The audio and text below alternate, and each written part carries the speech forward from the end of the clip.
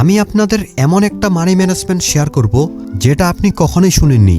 এই money management আপনাকে profitable হতে সহায়তা করবে। আপনার অবশ্যই হিডেন মানি ম্যানেজমেন্ট দরকার।